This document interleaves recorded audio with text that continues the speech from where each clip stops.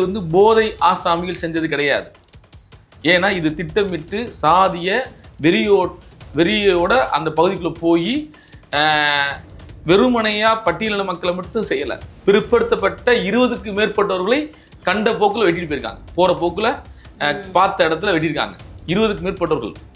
ஆனா இன்னொரு பக்கம் இந்த கும்பல் வந்து போதைப் பொருளால தான் இந்த மாதிரியான சம்பவத்தை வந்து மேற்கொண்டு இருக்காங்க அப்படின்னு சொல்றாங்கல்ல. இல்ல அது சாதி வெறியை மட்டும் எடுத்துக்கோ. இல்ல அது காவல்துறை என்னன்னா, போதைன்னா அது வேற ஒரு கோணத்துல விசாரணை போகும். சாதிய படுகொலை சாதிய வெறியோடு நடந்துச்சுன்னா அது வந்து இன்னைக்கு இருக்கிற அரசியல் சூழலுக்கு டிஸ்டர்பா இருக்கும். தேர்தல் நேரத்தில் இப்படி ஒரு சென்சிட்டிவான பிரச்சனையை வெளியே சொல்லக்கூடாதுன்னு காவல்துறை மூடி மறைக்குது. நீங்க ஒரு குற்றம் செஞ்சா அவனுக்கு 15 நாள்ல பிணை, 1 மாதத்துல பிணை, வெட்டிட்டு போனா 30 நாள்ல ஜாமீன். நீங்க இப்படி கொடுக்குறதுனால செஞ்சுக்கிட்டே இருக்கான். முதல் தலைமுறை குற்றவாளி உருவாக்குறாங்க தமிழ்நாட்டில். வேற எந்த மாநிலத்திலும் இந்தியாவில் கிடையாது. தமிழ்நாட்டில் தான் முதல் தலைமுறை குற்றவாளி உருவாக்குறான். 15 வயசுல இருந்து 25 வயசுல இருக்கிற கல்லூரி மாணவர்கள், பள்ளி மாணவர்கள் இன்றைக்கு குற்ற செயலில் ஈடுபட காரணம் என்ன? இதை நீங்க ஊக்குவிக்கிறீங்க காவல்துறை. சரி, இந்த சமூகத்தை வந்து சீர்திருத்தத்துக்கு தமிழக அரசு என்ன முன்னெடுப்பு எடுத்திருக்குன்னு நான் கேட்கிறேன். ஏமா தமிழக அரசு ஒரு பக்கம் வந்து மறுவாழ்வு மையங்கள், போதை மறுவாழ்வு மையங்கள், அவங்களுக்கான பயிற்சி, மருத்துவ வசதி எல்லாம் செஞ்சு கொடுக்குறாங்க. தமிழ்நாட்டில் எல்லா மருத்துவமனையிலும் இது இருக்கு. ஆனா இங்க என்ன ஆச்சுன்னா, இந்த இளைஞர்கள் முதல் தலைமுறை இருக்காங்கல்ல, மதுக்கடைகளை குறைக்க முடியாதா? மதுக்கடை மூடணும்னு சொல்றாங்க. நீ குறைக்கணும் சொல்றீங்க. விடுதலை சிறுத்தைகள் மதுக்கடை மூடணும்னு சொல்றான். அதுல மாற்று கருத்துக்கள் கிடையாது. நான் என்ன சொல்றேன்னா, ஒரு காவல்துறை அதிகாரிக்கு என்ன வேலைங்கிறேன். கர்ப்பப்பை ஆபரேஷன், குழந்தை ஆபரேஷன் பண்றாங்கல்ல, அப்படிப்பட்ட ஆபரேஷன் பயன்படுத்துகின்ற கெமிக்கலை இன்னைக்கு போதை மாத்திரையா பயன்படுத்திட்டு இருக்கான். இது காரணம் யாரு? இங்க உள்ள காவல்துறை, உளவுத்துறை தான். ஏன்னா விக்கிரவன் பூரா லஞ்சம் கொடுக்குறான். கூட்டணி பலப்படுத்துறதுலாம் ஒரு பக்கம் இருந்தாலும் அதிக சீட்டுகள் கேட்கிறதோ இல்ல ஆட்சியில் அதிகாரத்தில் பங்கு கேட்டாதானே வந்து விசிக கட்சி ஒரு பக்கம் வளரும். அடிமட்ட தொண்டனும் அதை தானே விரும்புறாங்க. ஆட்சியிலும் பங்கு, அதிகாரத்தில் பங்குங்கிறது என்னுடைய முழக்கம், கோட்பாடு. அது இன்றைக்கு சூழலுக்கு சாத்தியப்படாது என்பதை 2 நாட்கள் முன்னாடி நேர்காணல்ல தலைவர் சொல்லியிருக்காரு.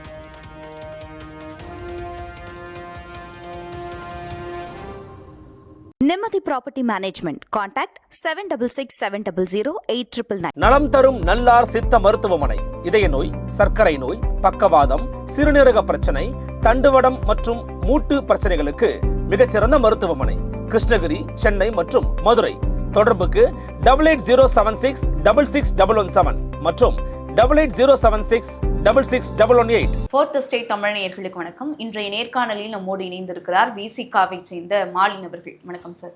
வணக்கம் சார். இப்போ நாங்குநேரி அடுத்த பெரும்பத்து அப்படின்ற கிராமத்துல 9 பேர் கொண்ட போதை அதுல வந்திருக்காங்க.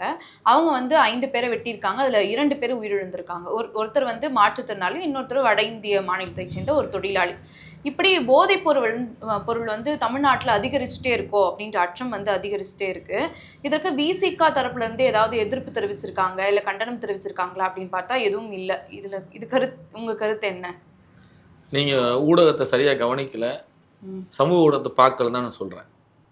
விடுதலை சிறுத்தைகள் 2 நாட்களாக நாங்குநேரியில் மிகப்பெரிய சாலை மறியல் போராட்டம், பெண்கள் மீது தடியடி, களத்தில் நின்று இன்றைக்கு வரைக்கும் அந்த நாங்குநேரியில் அந்த மக்களுக்கு ஆதரவு அளிக்கிறது விடுதலை சிறுத்தைகள் மட்டும்தான், தமிழ்நாட்டு அரசியல் கட்சிகளிலே. 2வது, இப்பொழுது இந்த நேரத்தில் தலைவர் எழுச்சி தமிழர் அவர்கள் வந்து நாங்குநேரி நோக்கி அந்த 5 பேர் படுகொலை செய்யப்பட்ட குடும்பத்துக்கு ஆறுதல் சொல்வதற்கு, அவர்களுக்கு அஞ்சலி செலுத்தும் சென்று கொண்டிருக்கிறார். தூத்துக்குடி விமான நிலையத்தில் இறங்கி நாங்குநேரி போயிட்டு இருக்காரு. தமிழ்நாட்டில் இருக்கிற அரசியல் கட்சிகள் தேர்தல் கணக்குக்கும் தேர்தல் பேரத்தில் இருக்கும்போது விடுதலை சிறுத்தைகள் தென் தமிழகத்தில் கடைகோடியில் நடந்த சாதிய வன்கொடுமைகள் படுகொலைக்கு ஆறுதல் சொல்வதற்காக சென்றிருக்கிறார். இது எவ்வளவு சென்றிருக்காரு. ஆமா, ஏன்னா நேத்து பெரிய போராட்டம், சாலை மறியல் விடுதலை சிறுத்தைகள் பண்ணோம். காவல்துறை தடியடி, காவல்துறை மீறி பெண்கள் கைது செய்யப்படுறாங்க. அதையும் மீறி களத்துல பெண்கள் போராடுறாங்க. 2வது, இது வந்து போதை ஆசாமிகள் செஞ்சது கிடையாது. ஏன்னா இது திட்டமிட்டு சாதிய வெறியோட அந்த பகுதிக்குள்ள போய் வெறுமனையா பட்டியலின மக்களை மட்டும் செய்யல, பிற்படுத்தப்பட்ட 20க்கு மேற்பட்டவர்களை கண்ட போக்குல வெட்டிட்டு போயிருக்காங்க. போற போக்குல பார்த்த இடத்துல வெட்டியிருக்காங்க 20க்கு மேற்பட்டவர்கள். அதனால தென் தமிழகமே குறிப்பா திருநெல்வேலி மாவட்டம் மிகப்பெரிய பதட்டத்துக்குள்ள இருக்கு. ஏடிஜிபி அந்த இடத்துக்கு நேத்து ஆய்வுக்கு போயிருக்காரு. ஏன் ஆனா ஒரு கிராமத்துல இருந்து இன்னொரு கிராமம் வந்து தாண்டி வராங்க அந்த கும்பல். அதற்கு நடுவுல ஏதாவது தடுப்பு அத பேரிகார்டோ எதுவும் இல்லாம இல்ல போலீஸுடைய செக்அப் இல்லாமையா வந்திருப்பாங்க? இல்லம்மா, அது வந்து அத்தான காடுமா அந்த ஊர். நான் அந்த ஊருக்கு போயிருக்கேன், அந்த பகுதியில் களப்பணி செஞ்சிருக்கேன். அது பெரிய அத்தான காடு அப்படின்றப்ப காவல்துறை கொஞ்சம் அச்சப்படுவாங்க. யாராச்சும் இப்போ டூ வீலரில் போனாலோ இல்லை இப்போ ஏதாச்சும் நிப்பாட்டினாலோ கொஞ்சம் அச்சப்பட்டு நிப்பாட்டுவாங்க, விசாரிப்பாங்க. ஏனென்றால் மிக மோசமாக ஆயுதங்களோட எப்பயுமே வந்து ஒரு ரவுடிசம் இந்த மாதிரி சூழல்லே இருக்கிற இளைஞர்கள் இருப்பாங்க. அப்போ அதுக்காண்டி காவல்துறை அச்சப்படுவாங்க. ஒரு சில காவலர்கள் துணிச்சலோட அவரை நிப்பாட்டி செக் பண்ணி ஆயுதங்களோ மற்ற வெடிகுண்டுகளோ எடுத்து கைது செய்வாங்க. இது வந்து முழுக்க முழுக்க காவல்துறையுடைய மெத்தனம், உளவுத்துறையுடைய மெத்தனம் தான். ஏன்னா காவல்துறையும் உளவுத்துறையும் சரியான பார்வையில் சிறையில் இருக்கிற அக்யூஸ்டு குற்றவாளிகள், வெளியில் வந்த அக்யூஸ்டு குற்றவாளிகளை கண்காணிக்கிறது, அவர்களை வாட்ச் பண்ணுவது இருந்தால் இந்த மாதிரி சம்பவம் நடந்திருக்காது. ஏன்னா நாம் தொடர்ந்து பார்க்குறோம், ஒரு 10 ஆண்டுகளாகவே அந்த மாவட்டத்தில் பதட்டமாக இருக்குது. சமீபத்தில் சின்னத்துறைன்ற ஒரு பள்ளி மாணவனை வந்து வெட்டினாங்க, நாங்கள் வெட்டினாங்க. அதுக்கடுத்து இப்போ கவின் படுகொலை, ஆணவ படுகொலை அங்கேயும் திருநெல்வேலி நடந்திருக்கு. இப்படி தொடர்ச்சியாக நீங்கள் பார்த்தீங்கன்னா திருநெல்வேலி மாவட்டம் ஒரு சாதிய வன்கொடுமைக்குள் உட்பட்ட மாவட்டமாக இருக்குது. இது வந்து காவல்துறை உளவுத்துறையுடைய அஜாக்கிரதை தான். ஆனா இன்னொரு பக்கம் இந்த கும்பல் வந்து போதைப் பொருளால தான் இந்த மாதிரியான சம்பவத்தை வந்து மேற்கொண்டு இருக்காங்க அப்படின்னு சொல்றாங்கல்ல. இல்ல அது சாதி வெறியை மட்டும் எடுத்துக்க இல்ல அது காவல்துறை என்னன்னா, போதைன்னா அது வேற ஒரு கோணத்துல விசாரணை போகும். சாதிய படுகொலை, சாதிய வெறியோடு நடந்துச்சுன்னா அது வந்து இன்னைக்கு இருக்கிற அரசியல் சூழலுக்கு டிஸ்டர்பா இருக்கும். தேர்தல் நேரத்தில் இப்படி ஒரு சென்சிட்டிவான பிரச்சனையை வெளியே சொல்லக்கூடாதுன்னு காவல்துறை மூடி மறைக்குது. ஆனா இது சாதிய வன்முறை தான். சாதிய வன்முறை, அதெல்லாம் தலைவர் எழுச்சி தமிழர் வந்து கண்டிச்சு போயிருக்காரு. நீங்க தமிழ்நாட்டில் இருக்கிற அரசியல் கட்சிகள் முன்னாடியே சொன்ன மாதிரி தேர்தல் கணக்குக்காக, கூட்டணி பேரத்திற்காக சென்னை தலைமையகத்தில் சுத்திக்கிட்டு இருக்காங்க எல்லா இடங்களையும். ஆனால் விடுதலை சிறுத்தையின் தலைவர் தென் தமிழகத்தில் நடந்த ஒரு வன்கொடுமைக்கு எதிராக தன்னுடைய கண்டனத்தை பதிவு செய்வதற்கு களத்துக்கு போயிருக்காரு. அப்ப இன்னைக்கு தமிழ்நாட்டு அரசியல்ல எங்கு யார் பாதிக்கப்பட்டாலும், இதுல பிற்படுத்தப்பட்ட மக்கள் பாதிக்கப்பட்டிருக்காங்க, வடமாநில இளைஞர்கள் பாதிக்கப்பட்டிருக்காங்க.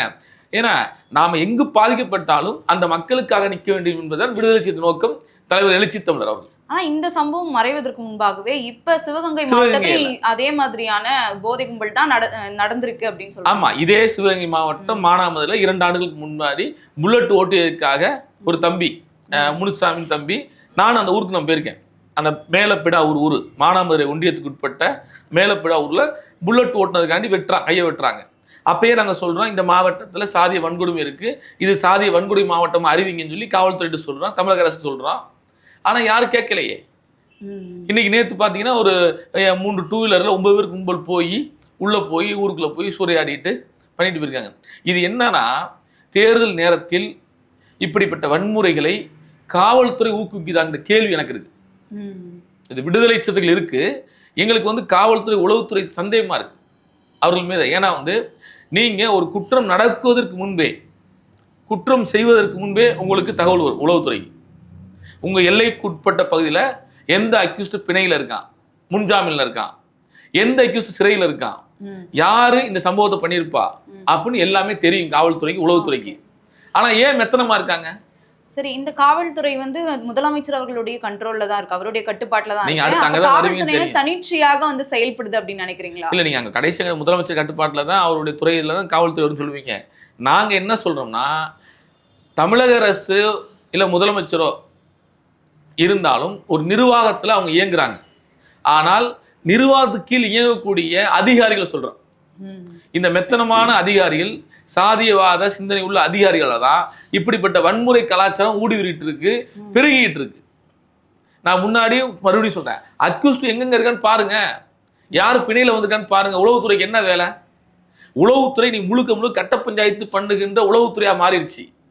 அதனாலதான் இப்படிப்பட்ட சம்பவம் நடக்குது. கஞ்சா போதை பழக்க வழக்கங்கள் பெருகிட்டு இருக்கு நாளுக்கு நாள். இன்னைக்கு பச்சை குழந்தை கற்பழிக்கிறான், 2 வயது பொண்ணை தருமபுரி பக்கத்துல கற்பழிச்சிருக்கான். ஆமா, அது திமுகவினுடைய நிர்வாகி தான் அப்படி சொல்றாங்க. ஏமா திமுக நிர்வாகியோ அண்ணா திமுக நிர்வாகியோ நம்ம அப்படி பார்க்க, நம்ம ஒரு பச்சை குழந்தை கற்பழிக்கப்படுது இல்ல, அப்ப அதை என்ன கண்டிக்கிறோம்? அப்போ காவல்துறை என்ன செய்யுது? நீங்க ஒரு குற்றம் செஞ்சா அவனுக்கு 15 நாள்ல பிணை, 1 மாதத்துல பிணை, வெட்டிட்டு போனா 30 நாள்ல ஜாமீன். நீங்க இப்படி கொடுக்குறதுனால செஞ்சுக்கிட்டே இருக்கான். முதல் தலைமுறை குற்றவாளி உருவாக்குறாங்களா தமிழ்நாட்டில்? வேற எந்த மாநிலத்திலும் இந்தியாவில் கிடையாது. தமிழ்நாட்டில் தான் முதல் தலைமுறை குற்றவாளி உருவாக்குறான். 15 வயசுல இருந்து 25 வயசுல இருக்கிற கல்லூரி மாணவர்கள், பள்ளி மாணவர்கள் இன்றைக்கு குற்ற செயலில் ஈடுபட காரணம் என்ன? இதை நீங்க ஊக்குவிக்கிறீங்க காவல்துறை. நீங்கள் முதல் தலைமுறை குற்றவாளிகளை பிரிச்சு வைங்க. அவன் தப்பு பண்ணானா கண்டிச்சு அவனை ஒரு தனிமை சிறையில் வச்சு அவனை வந்து மன ரீதியான மனத்தத்துவ முறையை அவனை வந்து சித்தாந்த ரீதியாகவோ இல்ல மருத்துவ ரீதியாகவோ அவனை கொண்டு வாங்க. ஆனால் நீங்க முதல் தலைமுறை குற்றவாளியை சிறைக்கு அனுப்பி பழைய குற்றவாளியோட சேர்ந்து போடுறீங்க.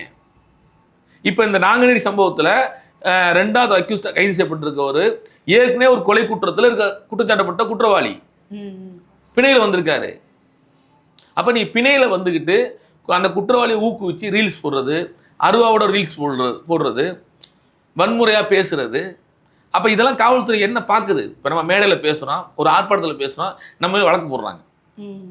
ஒரு குறும்படம் எடுக்கிறோம், மதுரையில மேலவளவுல படுகொலை செய்த அந்த சம்பவத்தோடு ஒரு குறும்படம் எடுக்கிறோம். அந்த குறும்படத்தை வந்து நம்முடைய சோசியல் மீடியால ஒரு முகநூல்ல போடுறோம். அதற்கு வந்து சைபர் கிரைம்ல வழக்கு பதிவு பண்ணி நம்ம தம்பி கட்சி மேலவளவு பாரதிங்கிற தம்பியை கொண்டு போய் உட்கார வச்சு செல்போனை போடுங்க போலீஸ். அதை சோசியல் மீடியால முகநூல்ல பகிர்ந்ததுக்கு கைது பண்ணி உட்கார வச்சுக்கிட்டு செல்போனை பிடிங்க வச்சு தரமாட்டுறாங்க. அதுக்கு 2 நாள் போராட்டம் பண்ணி செல்போனை வாங்குறோம், எஃப்ஐஆர் போடுறாங்க, வழக்கு போட்டிருக்காங்க. அதில் நடிச்சாங்க குறும்படத்துல அந்த பசங்களை வழக்கு போடுறாங்க. அதெல்லாம் பள்ளி மாணவர்கள். இப்படி ஒரு சம்பவம் நடக்கக்கூடாதுன்னு நடிச்சு காட்டுறான். புரியுதுங்களா? அந்த குறும்படத்தில் நடிச்சவனுக்கும் அந்த குறும்படத்தை முகநூல்ல போட்டவனுக்கும் வழக்கு போட்டது காவல்துறை. ஆனா இங்க ரீல்ஸ் போடுறான் அருவாவோட. அங்க ரீல்ஸ் போட்டு ஒருத்தன் கத்தியை வச்சு மிரட்டுற மாதிரி ரீல்ஸ் போடுறான், கத்தியோட ஓடுற மாதிரி ரீல்ஸ் போடுறான். அப்ப அதெல்லாம் என்ன செய்ய போறீங்க? இப்ப இந்த 9 அக்யூஸ்டும் அவங்களுடைய இன்ஸ்டாகிராம் பாத்தீங்கன்னா அவங்க ரீல்ஸ் பூரா பாத்தீங்கன்னா அருவா கத்தியோட நிக்கிறாங்க. சரி, இந்த கொலை சம்பவங்கள், பாலியல் குற்றங்கள்லாம் வந்து தடுக்கணும் அப்படின்னா போதைப் பொருளை ஓரளவு வந்து கண்ட்ரோல் பண்ணாலே இதெல்லாம் வந்து இந்த சம்பவங்கள்லாம் குறையும். இதற்கு தமிழக அரசு என்ன முன்னெடுப்பு எடுத்திருக்கு? தமிழக முதலமைச்சரே ஒரு நிகழ்ச்சியில பேசும்போது வட மாவட்டத்துலதான் அதிகமான போதைப் பொருட்கள் வந்து விற்பனை ஆகுது அப்படின்னு சொல்லியிருந்தாரு. இப்ப எதை நோக்கமா முதலமைச்சர் அவர்கள் வட மாவட்டத்துல அதிகமா இருக்கு அப்படின்னு சொல்றாரு. வட மாவட்டம் சொன்னாரு, வட மாவட்டத்துல அதிகமா இருக்கு அப்படின்னு சொல்லியிருக்காரு. இது எதை நோக்கமா வச்சு சொல்லியிருக்காருன்னு நினைக்கிறேன். இல்ல, இன்னைக்கு நீ பெருவரும் கலாச்சாரங்கள் இருக்குல்ல, பெருவரும் கலாச்சாரத்துல இன்றைக்கு நல்லதுக்கும் குடிக்கிறான், கெட்டதுக்கும் குடிக்கிறான். இன்றைக்கி காலையில் நீங்கள் பார்த்தீங்கன்னா பெருநகரங்களில் கோயம்பேடு போன்ற சென்ட்ரல் பகுதிகளில் சாராயத்தை வாங்குறதுக்குனே ஒரு கும்பல் நிற்கிறான் காலையிலே 6 மணி 7 மணிக்கு. அப்போ இது என்ன காட்டுதுன்னா இந்த சமூகத்தை, தமிழ் சமூகத்தை ஒரு சோம்பேறி சமூகம் மாற்றினால தான் இது உருவாகுது. புரியுதுங்களா? 2வது வந்துட்டு அவனுடைய மூளை வந்து குடிச்சு முடிஞ்சுன்னா மறுநாள் காலையில் குடிக்க தோணுது. அப்போ அப்படிப்பட்ட மதுபானங்களை இங்கே விற்பனை செய்கிறாங்க. ஆலைகள் வச்சுக்கிட்டு ஒரு குடிகாரனை மீண்டும் மீண்டும் குடிகாரனை வாக்குறதுக்கு தான் இங்கே ஆலைகள் உருவாக்கிட்டு இருக்கு. அது ஒரு போதை இருக்குன்னா ஒரு சந்தோஷம் குடித்தோம், 1 வாரம் குடித்தோம், 10 நாளைக்கு முன்னாடி குடித்தோம், ஒரு திருவிழா குடித்தோம், அப்படி தான் இந்த சமூக கலாச்சாரம் இருந்துச்சு. இங்கே தினந்தோறும் குடிக்கிறதுக்கு என்ன ஆச்சுன்னா அந்த போதையுடைய தன்மை எப்படி ஒன்று உருவாக்குது. தலை வலிக்குதுங்கிறான், தலை வலிச்சா குடிக்கணும்னு தோணுதுங்கிறான், மறுபடியும் அதே கண்டிஷனுக்கு போனான்னா அப்போ இந்த மது ஆலைகள் இருக்குல்ல, அவன் என்ன கெமிக்கல்ல இந்த மது போதை தயாரிக்கிறான்ற ஒரு கேள்வி இருக்குல்ல. ரொம்ப ஆழமா போனீங்கன்னா இந்த போதை பழக்கத்துக்கு பின்னாடி ஒரு சமூகத்தை சீரழிச்சு சமூகத்தை காணாம பண்றதுக்கான வேலை தான் இது வந்து. சரி, இந்த சமூகத்தை வந்து சீர்திருத்தத்துக்கு தமிழக அரசு என்ன முன்னெடுப்பு எடுத்திருக்குன்னு நான் கேட்கிறேன். ஏமா தமிழக அரசு ஒரு பக்கம் வந்து மறுவாழ்வு மையங்கள், போதை மறுவாழ்வு மையங்கள், அவங்களுக்கான பயிற்சி, மருத்துவ வசதி இதெல்லாம் செஞ்சு கொடுக்குறாங்க. தமிழ்நாட்டில் எல்லா மருத்துவமனையிலும் இது இருக்கு. ஆனா இங்க என்ன ஆச்சுன்னா இந்த இளைஞர்கள் முதல் தலைமுறை இருக்காங்கல்ல, ஒரு 18 வயசு இந்த மது போன்ற இந்த போதைப் பொருளாக இருக்கட்டும், மதுவா இருக்கட்டும், இளைஞர்கள் மத்தியில வந்து புழங்காம இருக்கிறத வந்து பார்த்துக்கலாமே. இவன் தடுக்கல, அதை காவல்துறை தப்புங்கிறான். இப்போ ஒரு காவல் நிலையம் இருக்குன்னா அந்த காவல் நிலையத்துக்கு உட்பட்ட பகுதிக்குள்ள யாரு கஞ்சா விற்பான், யாரு பாட்டில் விற்பான், யாரு மாத்திரை விற்பான்னு தெரியும்ல காவல்துறைக்கு. மதுக்கடைகளை குறைக்க முடியாதா? மதுக்கடையை மூடணும்னு சொல்றாங்க, நீ குறைக்கணும் சொல்றீங்க. விடுதலை சிறுத்தைகள் மதுக்கடை மூடன்னு சொல்றான், அதுல மாற்று கருத்துக்கள் கிடையாது. நான் என்ன சொல்றேன்னா ஒரு காவல்துறை அதிகாரிக்கு என்ன வேலைங்கிறேன்? வெறும் கலெக்ஷன் பண்ற மட்டும் தான் ஒரு வேலை. லஞ்சம் வாங்குற மட்டும் வேலை, கட்ட முடியாது வேலையா? காலையில் அவர் வந்து நம்ம பகுதிக்கு உட்பட்ட பகுதியில் எத்தனை பள்ளிக்கூடம் இருக்கு, எத்தனை கல்லூரி இருக்கு, எத்தனை கல்லூரி வாசல் என்னென்ன கடை வச்சிருக்கான், எத்தனை மெடிக்கல் ஷாப் இருக்கு, எத்தனை மருத்துவமனை இருக்கு, இந்த மருத்துவமனையிலிருந்து இந்த மெடிசன் எப்படி வெளியே போச்சு, இந்த மெடிக்கல் ஷாப்ல என்ன மருந்து விற்கிறான். இன்றைக்கு அதிகமான மெடிக்கல் ஷாப்ல தான் இந்த போதை பழக்கத்துக்கான மருந்து வெளியே போகுது. இன்னைக்கு மாத்திரை வந்துட்டு டூப்ளிகேட்னா நம்ம பில்லு இல்லாம வாங்குற மாத்திரைகள் மெடிக்கல் ஷாப்ல வெளியே வராங்க. கர்ப்பப்பை ஆபரேஷன், இந்த குழந்தை ஆபரேஷன் பண்றாங்கல்ல, அப்படிப்பட்ட ஆபரேஷன் பயன்படுத்துகின்ற கெமிக்கலை இன்னைக்கு போதை மாத்திரையா பயன்படுத்திட்டு இருக்கான். இது காரணம் யாரு? இங்க உள்ள காவல்துறை, உளவுத்துறை தான். ஏன்னா விக்கிறவன் பூரா லஞ்சம் கொடுக்குறான். நீங்க ஒரு நிர்வாக காவல்துறை மேலே வந்து எல்லா தப்பும் இருக்கு அப்படின்னு சொல்றீங்க. தமிழக முதலமைச்சர் மீது எந்த ஒரு குற்றமும் சாட்ட மாட்டீங்களே. நிர்வாகங்கிறது ஒரு முதலமைச்சருங்கிறதோ இல்ல ஒரு அமைச்சருங்கிறதோ ஒரு சட்டமன்ற உறுப்பினர்களுக்கோ பல்வேறு வேலைகள், வேலைப்பளுகள், அக்கறைகள் இருக்கும். நீங்க தெரிஞ்சுங்க, அக்கறைன்னு சொல்ற வார்த்தை முதலமைச்சர் அவர்களுக்கு சமூகத்தை சீர்திருத்தத்தான முதன்மையான செயல்பாடா இருக்கணும். அதுதான் அக்கறை இருக்குங்கிறேன். சமூகத்தின் அக்கறை இருக்கும். ஆனா அதை நடைமுறை கொண்டு வரது யாருங்கிறோம்? நிர்வாகத்தில் இருக்கவங்க தானே. ஒரு மாவட்ட ஆட்சியாளரோ இல்ல மாவட்ட கண்காணிப்பாளரோ நடைமுறை கொண்டு வரணும். அப்ப அவங்களே அக்கறை இல்லை. இந்த சமூகத்தை சீர்திருத்தங்கிறது முதலமைச்சருக்கு அக்கறை இருக்கும், அமைச்சர்கள் அக்கறை இருக்கும். இவங்களுக்கே எல்லாம் போச்சு. அதிகாரிகளுக்கு இவன் என்ன படிச்சு வரான், சிவில் சர்வீஸ்ல ஐஏஎஸ்ஆ ஐபிஎஸ்ஆ படிச்சு வர நபர்களுக்கு இந்த சமூகத்தின் அக்கறை இல்லையா? ஆண்ட கட்சி ஆளுகின்ற கட்சி சொல்லுகின்ற வேலையை தான் நீ செய்யணுமா? நான் யதார்த்த நிலையை சொல்றேன். அப்போ ஒரு அதிகாரி நம்ம என்ன நோக்கத்துக்கு அது அந்த ஐஏஎஸ் இருக்கிறது சிவில் சர்வீஸ் ஏன் இருக்கு? அது ஒரு சர்வீஸ். அதுதான் காவல்துறை செய்யணும் அப்படின்னு சொல்றீங்க. அது ஒரு சட்டமாவோ இல்ல வந்து ஒரு அறிக்கையாவோ ஒரு ஆர்டராவோ போட்டதானே அவங்க பின்பற்றுவாங்க. ஆர்டர் தான் போட்டிருக்காங்களே. குண்டர் தடுப்பு சட்டம் போடணும். திருநாட்சவன் வழக்கு இருந்தா அவன் மேல இன்னொரு வழக்கு வந்தா அவனுக்கு குண்டர் தடுப்பு சட்டம் போட்டு ஆர்டர் இருக்குல்ல, ஏன் பயன்படுத்த மாட்டீங்க? அப்ப சாதி பாக்குறீங்களா? தன் சாதிக்காரனுக்கு வழக்கு போடணும், இன்னொரு சாதிக்காரனுக்கு வழக்கு போடக்கூடாது. காசு கொடுத்தா ஒரு வழக்கு போடணும், காசு கொடுக்க ஒரு வழக்கு போடக்கூடாதா? முழுக்க முழுக்க நான் ஏன் காவல்துறை சார்ஜ் பண்ணேன்னா, இங்க நடக்கிற சட்ட ஒழுங்கு பிரச்சனைக்கு முழு காரணம் காவல்துறை தான். ஆனா எனக்கு என்ன கேள்வி வருதுன்னா, 2016 விசிக தலைவர் திருமாவளவன் அவர்கள் இங்க தமிழ்நாட்டை ஆண்டு கொண்டிருப்பவர் முதலமைச்சர் இல்ல, சாராய வியாபாரி அப்படின்னு ஒரு கடுமையான விமர்சனத்தை வச்சிருந்தாரு. எப்ப சொன்னாரு? ஆனா இப்போ 2016 மக்கள் நல கூட்டணி அந்த ஃபார்ம் ஆகும்போது அந்த ஒரு நிகழ்ச்சியில சொன்னாரு. இப்ப அந்த மாதிரியான கடுமையான விமர்சனங்கள் எதுவுமே வைக்கிறது இல்லையே. அப்ப விட இப்ப கம்பேர் பண்ணும்போது போதைப் பொருளும் அதனுடைய புழக்கமும் அதிகரிக்குது, கொடூரமான கொலை சம்பவங்களும் நடக்குது, பாலியல் குற்றங்களும் நடக்குது. இதற்கு தடுப்பதற்கு இல்ல முதலமைச்சர் மீது ஏதாவது ஒரு குற்றம் சாட்டுவதற்கு முன்னெடுக்க. முதலமைச்சர் மீது குற்றம் சாட்டணும் நீங்க விரும்புறீங்க, நாங்க என்ன சொன்னா அதை சீர்திருத்தம் பண்ணணுங்கிறது விரும்புறோம்.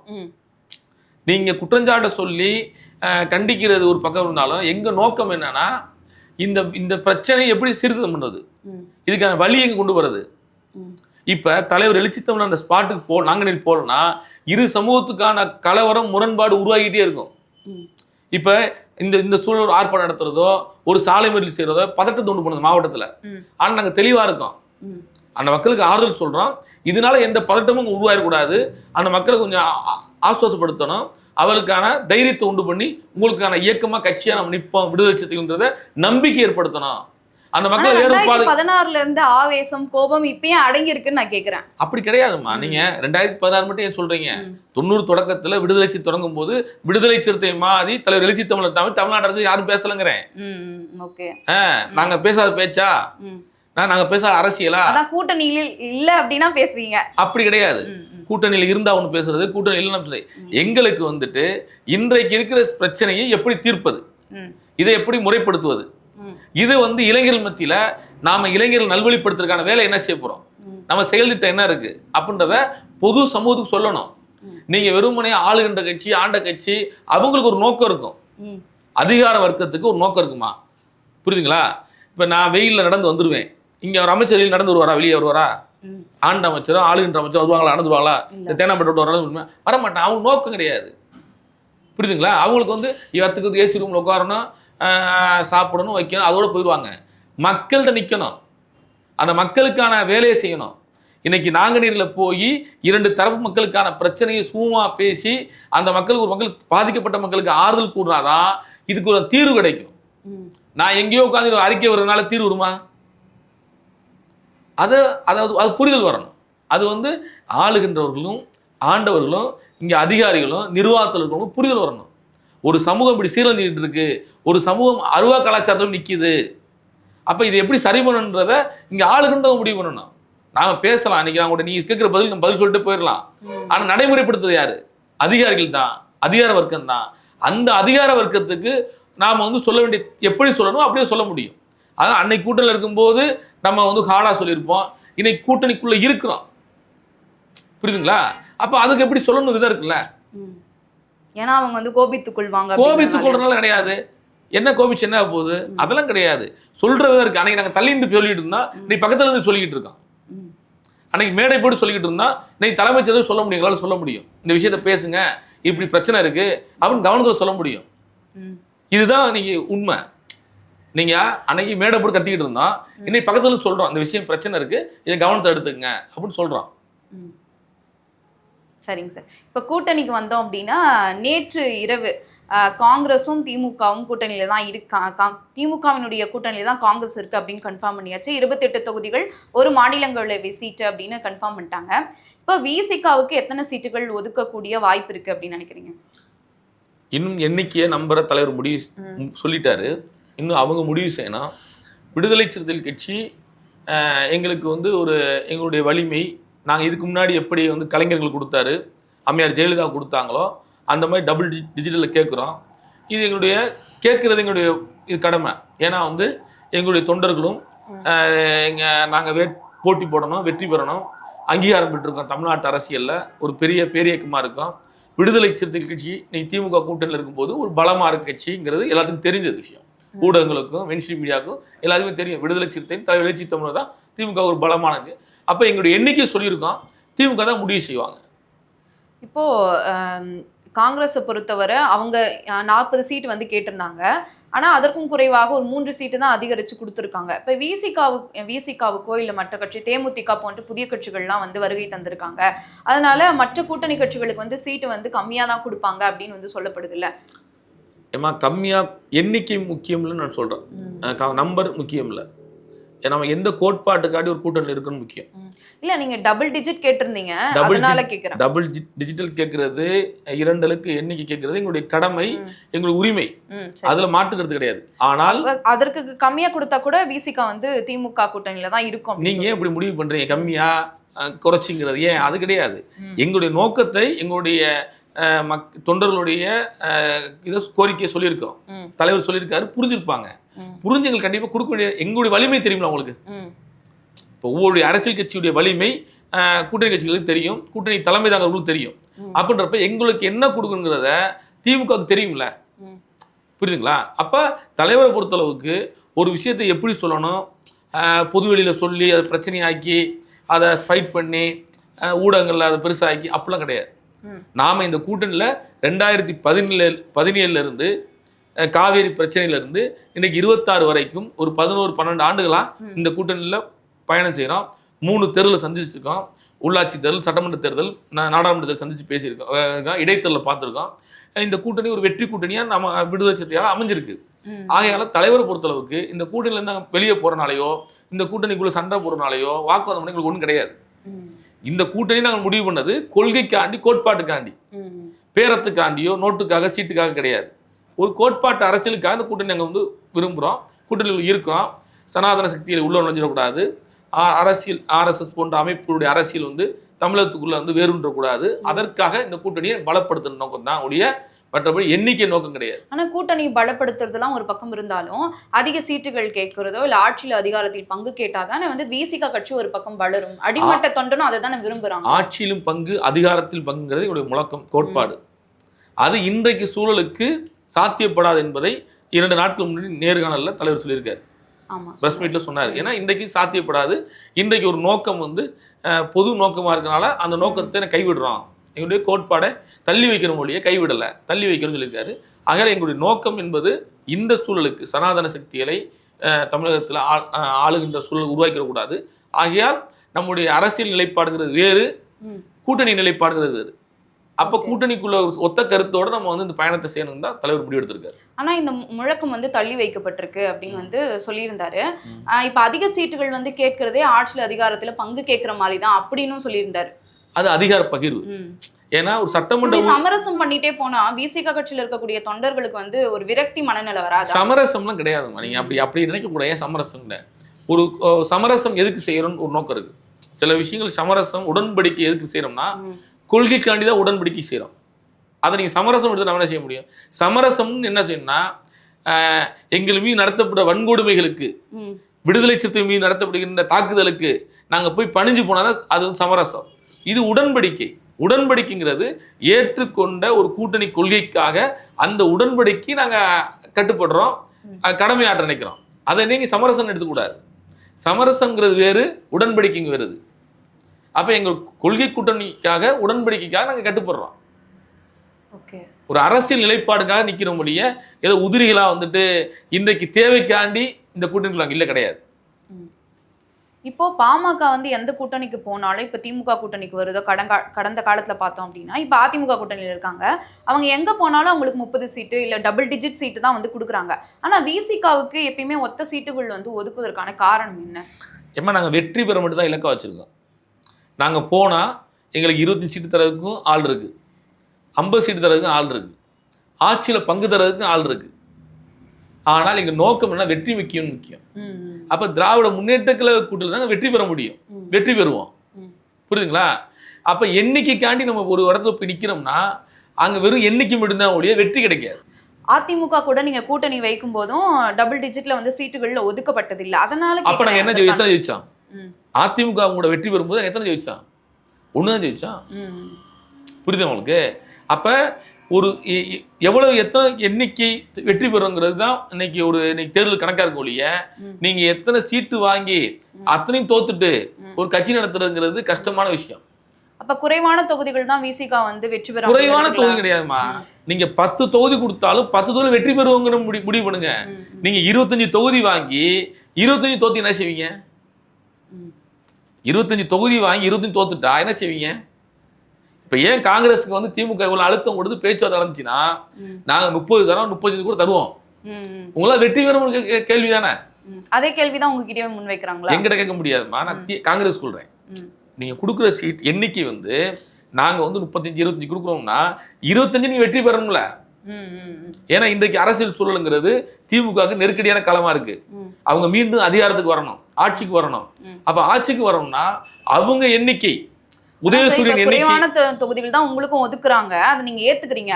இப்ப நாங்க அதிகமா கேட்டா வந்து அதிகம் தோத்துட்டோம் அப்படின்னா அப்படின்னு ஒரு கேள்வி வைக்கிறீங்களா? அதனால நான் இந்த கேள்வி உதயசூரியன்ங்கிற அந்த சின்னம் வந்து அவங்களுக்கு எண்ணிக்கைப்படுத்தணும்.